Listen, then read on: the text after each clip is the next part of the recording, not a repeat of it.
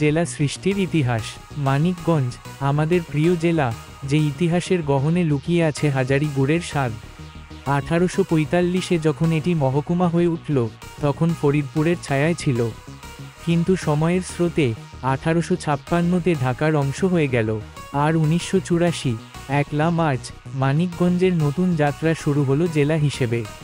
এই অঞ্চল যেন লোকসঙ্গীতের সুরে ভেসে ওঠে, খাদ্যের রসনায় মিষ্টি হয়ে ওঠে।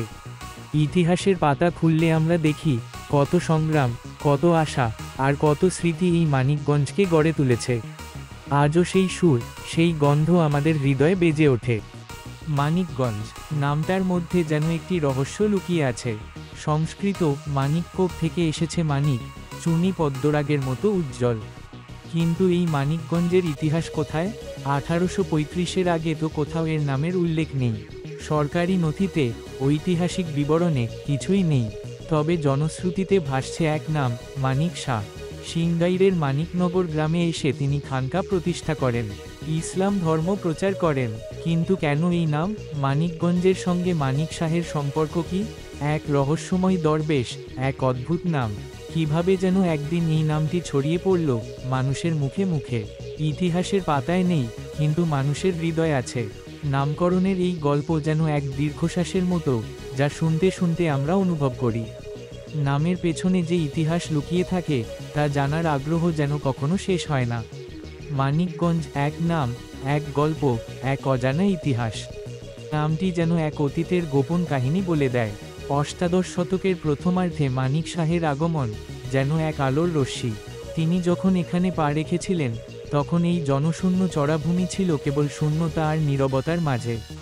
কিন্তু তার আধ্যাত্মিকতা, তার প্রেম এবং তার শিক্ষা যেন বয়ে নিয়ে আসল এক নতুন জীবন। খানকা স্থাপন করে তিনি ইসলাম ধর্মের আলো ছড়িয়ে দিলেন, মানুষের মনে ভরিয়ে দিলেন আশা। এখানে ইছামতি নদীর তীরে, যেখানে আগে ছিল কেবল নিস্তব্ধতা, সেখানে গড়ে উঠল একটি জনবসতি। মানিক শাহের স্মৃতি যেন আজও প্রতিটি কোণে বয়ে চলে। মানুষ আজও আসে, তার নামে প্রার্থনা করে, তার কাছে শান্তি খোঁজে। এই জায়গা, এই মানিকনগর শুধু একটি গ্রাম নয়, এটি একটি ইতিহাস, একটি বিশ্বাস, একটি জীবনধারার ধারক। মানিক শাহ, আমি ফিরে এসেছি ধলেশ্বরীর তীরে। এই নদীর জল যেন আমার আত্মার সঙ্গে কথা বলে। আমি যখন প্রথম খানকা ছেড়ে চলে গিয়েছিলাম, তখন মনে হয়েছিল আমি আমার পথ খুঁজে পেয়েছি। কিন্তু সময়ের সাথে সাথে বুঝলাম, আমার আসল জায়গা এখানে। আমার ভক্তরা, তাদের চোখে যে বিশ্বাসের দীপ্তি, তা আমাকে আবার টেনে নিয়ে এসেছে।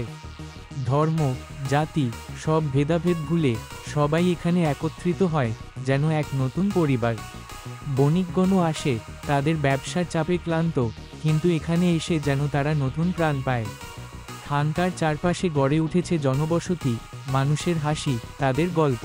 আমার এই খানকা শুধু একটি স্থান নয়, এটি এক আধ্যাত্মিক কেন্দ্র, যেখানে সবাই খুঁজে পায় শান্তি। আমি জানি আমার অলৌকিক গুণাবলী তাদের কাছে আশীর্বাদ, কিন্তু আসলে এই স্থানটাই আমার জন্য আশীর্বাদ। ধলেশ্বরীর তীর, আমি তোমার কাছে ফিরে এসেছি।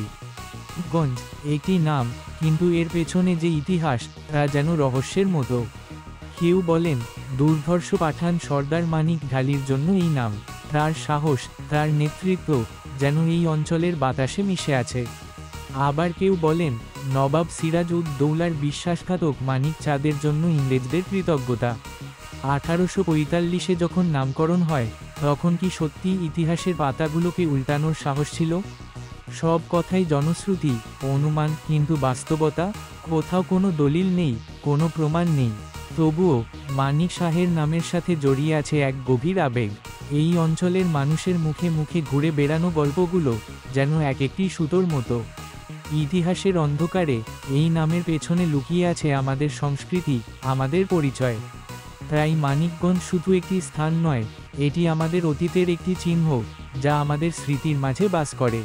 জুলাই মাসের গরমে যখন সূর্যের তাপ যেন মাটি থেকে উঠে আসছে, তখন মানিকগঞ্জের আকাশে মুক্তির ডাক। মুক্তিযোদ্ধারা সংগঠিত হচ্ছেন, একত্রিত হচ্ছেন।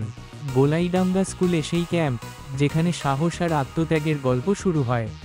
29 অক্টোবরের ভোরে যখন ঘড়ির কাঁটা 11টায় পৌঁছায়, সেদিনের যুদ্ধ যেন ইতিহাসের এক অমর অধ্যায়। পাক সেনাদের সাথে মুখোমুখি দাঁড়িয়ে ইঞ্জিনিয়ার তোবারক হোসেন লুডু আর তার সঙ্গীরা। গ্রামবাসীও তখন তাদের পাশে। একসাথে তারা ঘেরাও করে ফেলেন শত্রুকে নিজেদের মাটির জন্য। 81 জন পাক সেনা নিহত হয়, কিন্তু তাতে কি? মুক্তির জন্য লড়াইয়ের দাম তো কোনো সংখ্যায় মাপা যায় না।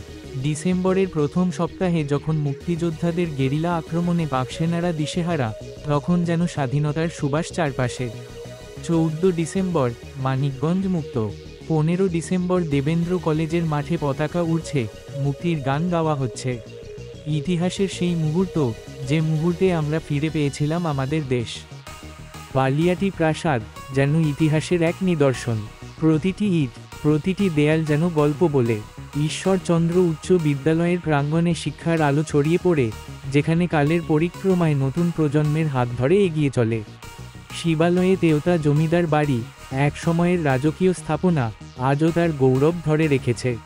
নবরত্ন মঠের পবিত্রতা, বেতিলা মিত্রা জমিদার বাড়ির ঐতিহ্য, কবিরাজ বাড়ির চিকিৎসা পদ্ধতি, সবই যেন অতীতের স্মৃতি।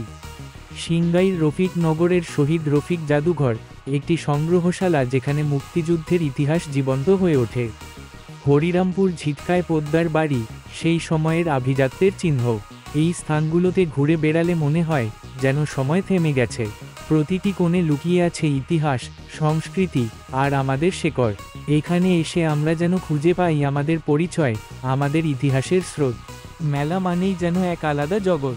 চারপাশে মানুষের ঢল, হাসি আনন্দের কলরব। মানিকগঞ্জের রথের মেলা, শিববাড়ির মেলা, এসবের মধ্যে এক অদ্ভুত মায়া। রং বেরঙের পণ্যের দোকান, লোকজ শিল্পের সমাহার। গোরপাড়ার বুড়ির মেলা, সাওরাইলের চৈত্র সংক্রান্তি, এগুলো শুধু উৎসব নয়, আমাদের সংস্কৃতির পরিচায়ক। প্রতিটি মেলায় যেন জীবনের গল্প।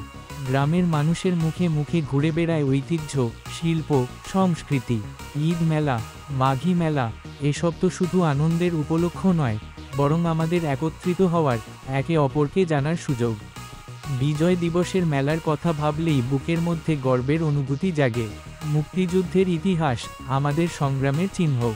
মেলা মানে শুধু বিনোদন নয়, বরং আমাদের শেকড়ের সন্ধান। এই উৎসবগুলো আমাদের বাঁচিয়ে রাখে, আমাদের ঐতিহ্যকে নতুন প্রজন্মের কাছে পৌঁছে দেয়। তাই মেলা মানে এক বিশাল উৎসব, এক অসীম সম্ভাবনার দিগন্ত।